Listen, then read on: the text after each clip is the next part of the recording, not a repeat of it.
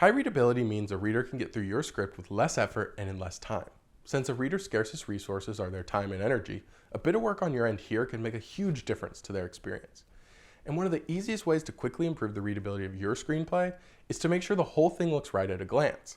And that starts with the literal form of the characters you type. Screenplays are always written in a 12-point Courier family font. Choosing anything else is sure to convince your reader that you have no idea what you're doing. I personally think Courier Prime is the most comfortable to read, but the specific variant is really up to you.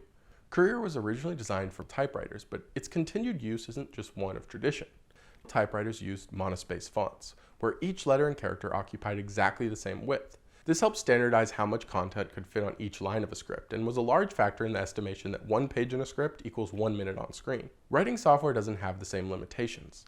Letters and characters are often moved closer together or further apart based on their individual size. But monospace fonts like Courier recreate the standardized spacing that typewriters established. While Courier is not the easiest font to read, it is familiar, expected, and provides quite a bit of breathing room for the text.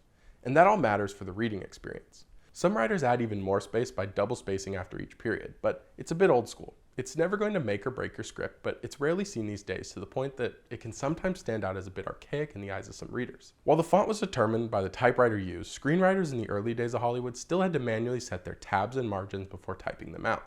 This repetition drilled the layout into their heads, but with modern screenwriting software, most of us never stop to think about layout, which means we're less likely to consider how we can use layout to improve the readability of our scripts. Your script will have varying left-right margins for each element, but there will always be absolute left-right margins that no characters will cross. Before scripts were sent as PDFs over email, they were printed and mailed. Since printed scripts are 3-hole punched, you'll often see a wider left margin than right margin, usually 1.5 inches on the left and 1 on the right. While it's still totally acceptable to set these asymmetric margins in spec scripts, it's more and more common to see equal margins these days. Having the text centered like this is certainly my preference because it reads just that little bit better on screen. The top and bottom margins also vary a bit script to script, but are commonly set to 1 inch each. Or use a slightly larger top margin to give a bit of visual balance since the header will include the page number. But it's honestly not something I'd worry too much about because the real improvements to readability we're about to discuss are likely to change the white space at the bottom of your page anyway. The easiest place for a reader to miss a bit of information is the page break. Even a PDF on screen is going to have a big jump between pieces of content here where a reader can easily lose their place. That's why choosing where to page break can do wonders for the readability of your script. To start, there are a few spots you should never page break.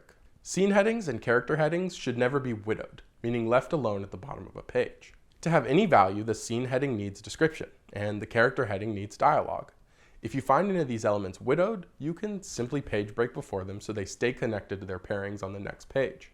This might add a line or two of blank space to the bottom of the page, but it's well worth it to improve your readability. Because dialogue can be many lines long, a page break before the character heading isn't always practical. In these cases, you can simply start the next page by repeating the character heading with a continued tacked on. You'll sometimes see more added to the bottom of the first page in these cases, but it's generally only used in shooting scripts where pages are often printed and separated from each other during production. The same goes for the use of continued when a scene spans a page break. It's something that can be helpful in production, but you probably want to skip in your spec script. If the screenwriting program you use has these on by default, I'd consider changing the setting. When it comes to page breaks, just use your best judgment. If the spacing looks a bit odd or the content you want to keep together gets broken, you can always adjust things by breaking early or adding or removing a few lines of content. Once you've set up your document with the proper font, margins, and page break rules to produce the most readable script possible, it's finally time to dive into the actual screenplay and write your first scene. And every scene starts with a scene heading, which is why you should definitely check out this video covering every element of proper scene headings and why you might not need them all to set up your perfect scene.